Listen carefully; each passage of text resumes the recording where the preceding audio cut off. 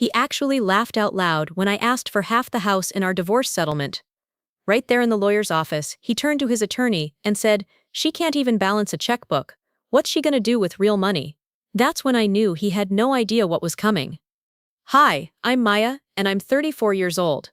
If you've ever been underestimated by someone who was supposed to love you, this story is for you. For 15 years, I was the quiet wife. I worked part-time at Barnes & Noble, handled all the household duties, never argued about money. My husband Derek was this successful car salesman who made all our financial decisions. I drove a 10-year-old Honda Civic with a dent in the passenger door, while Derek cruised around in his shiny BMW. I shopped at Target while he bought designer shirts that cost more than my weekly paycheck. But here's what he never bothered to learn about me. I was good with numbers, really good.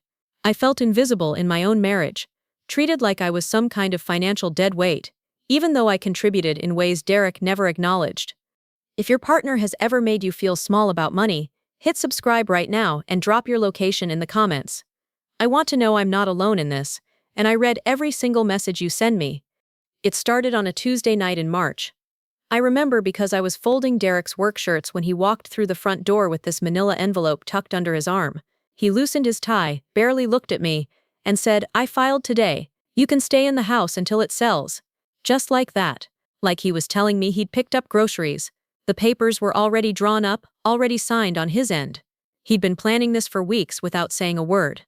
Derek sat down at our kitchen table and spread the documents out like he was showing me a car brochure. "Look, I'm being generous here," he said, tapping his finger on the spousal support section. 2 years of alimony. That should be enough time for you to get back on your feet. The condescending tone in his voice made my stomach twist. You've never had to manage real money before, so I kept it simple. No complicated stuff you wouldn't understand anyway. Our first mediation meeting was even worse. Derek's attorney, this sharp-suited man named Bradley, presented their settlement offer like he was doing me a favor. When I asked about business investments, Derek literally rolled his eyes and said, "What business? The bookstore job." He laughed at his own joke, while Bradley smirked. They had me figured out completely, or so they thought. But Derek didn't stop there. He started telling our friends and family about the easy divorce before the ink was even dry on the papers. I overheard him on the phone with his brother, saying, "She has no clue how money works. This whole thing will be over in a month." At our neighbor's barbecue, he joked about how I thought I deserved half of what he'd built. 15 years of marriage, and she still thinks groceries pay for themselves, he said while everyone laughed. The breaking point came when I mentioned I might need to review some financial documents. Derek was eating cereal at the kitchen counter, and he actually started laughing so hard he almost choked on his Cheerios. "Honey," he said, wiping milk from his chin, "looking at numbers isn't the same as understanding them. Just sign where your lawyer tells you and let the adults handle the complicated stuff." That's when I knew I had to fight back. The first betrayal hit me like a truck. I was going through our mail when I found credit card statements addressed to me. Cards I'd never applied for, never used, never even knew existed. Derek had opened 3 different accounts in my name during our marriage, running up almost $20,000 in debt. When I confronted him, he was watching television, feet up on the coffee table, like nothing had happened. "I was trying to build your credit," he said, without even looking away from the screen. "You should be thanking me. Most husbands wouldn't think ahead like that." The second betrayal was public humiliation. We were at our friend Jessica's birthday dinner, sitting around this long wooden table at some upscale Italian place. Derek had been drinking wine, feeling confident, and when Jessica asked how I was handling the divorce, he saw his chance to perform. "She keeps asking about investments like she's Warren Buffett or something," he said, making air quotes with his fingers. "It's actually kind of cute."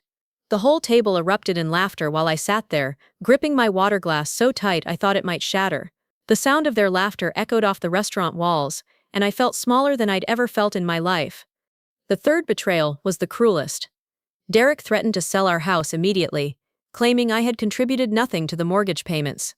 He started bringing potential buyers through while I was still living there, introducing me as the soon-to-be ex-wife who's getting way more than she deserves. I remember this one couple, probably in their 30s, standing in our living room while Derek pointed out features like I wasn't even there. The woman looked embarrassed for me, but Derek just kept talking like I was part of the furniture. But something was changing inside me.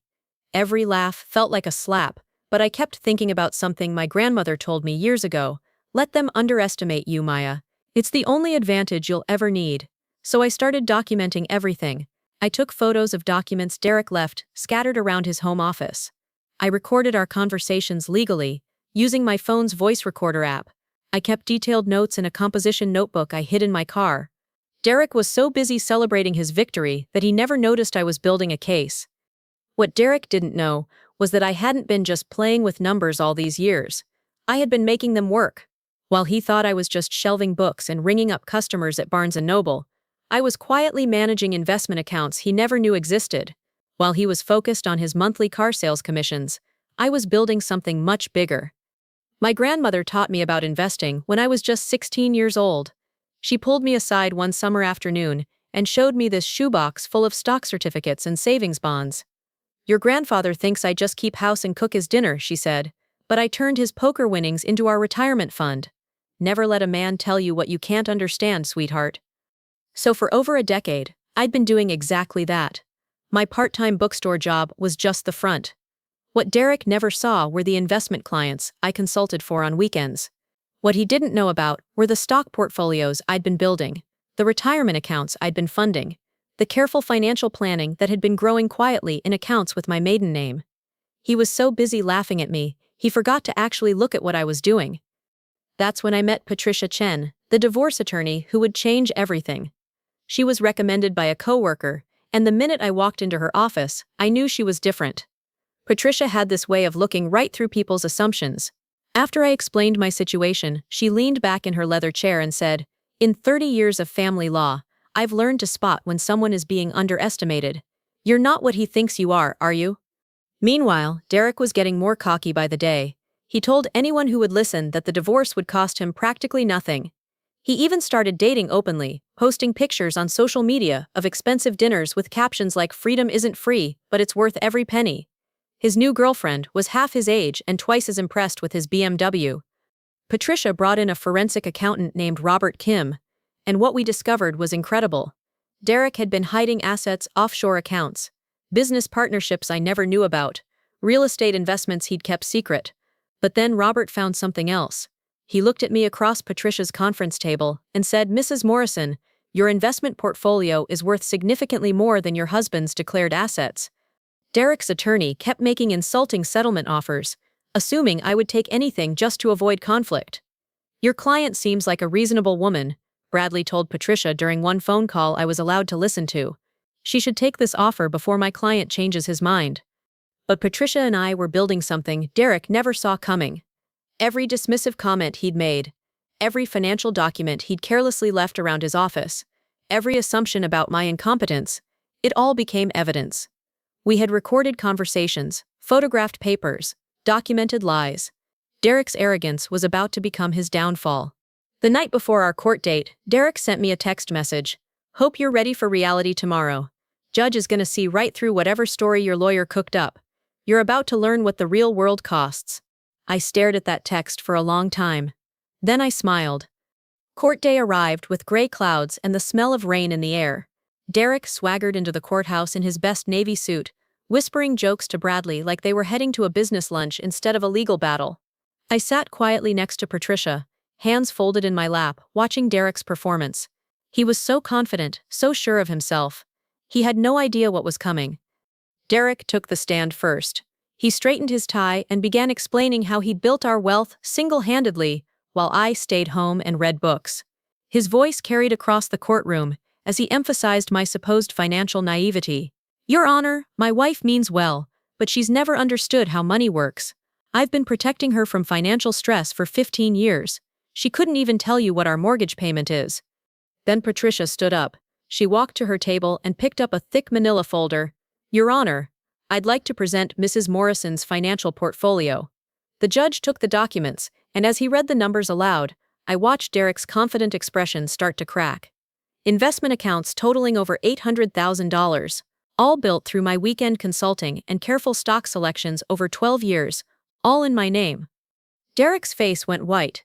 This was the moment he realized I wasn't just asking for half of his assets. I was declaring assets he never knew existed. His confident smile disappeared completely as Patricia continued reading account statements, dividend reports, and investment summaries. The courtroom was so quiet you could hear the air conditioning humming. But Patricia wasn't done. She revealed Derek's hidden offshore accounts, his secret business partnerships, his attempts to hide marital assets. Then she dropped the biggest bomb of all. My investments had outperformed Derek's income for the past 5 years. The helpless wife he'd been mocking had actually been the family's primary wealth builder. Derek completely lost it. He interrupted the proceedings, jumping up from his chair and demanding to see my documents. "This is fraud," he shouted. "She's lying. She can barely use an ATM." The judge calmly explained that all my investments were legitimate and properly documented. Bradley, Derek's attorney, looked like he wanted to disappear through the floor. That's when I finally spoke. I looked directly at Derek, and for the first time in 15 years, I felt powerful. "You spent 15 years telling me I didn't understand money," I said, my voice steady and clear. "But every weekend while you watched football, I was building our future. The difference is, I built mine in my own name." The judge ruled in my favor completely. Derek's attempts to hide assets while claiming I had none worked against him in every possible way. I got the house, half of Derek's legitimate assets, and I kept my entire investment portfolio. The man who'd laughed at my financial skills walked out of that courtroom with less money than the wife he'd tried to rob. Derek left the courthouse in stunned silence. His new girlfriend, who'd attended expecting to celebrate, quietly got in her car and drove away without him. I watched through the courtroom windows as Derek stood alone on the sidewalk, probably wondering how everything had gone so wrong. I didn't gloat or celebrate dramatically. I simply walked out of that courthouse with the keys to my house in my purse and my financial independence secured. That day, I realized I'd spent 15 years apologizing for being smart.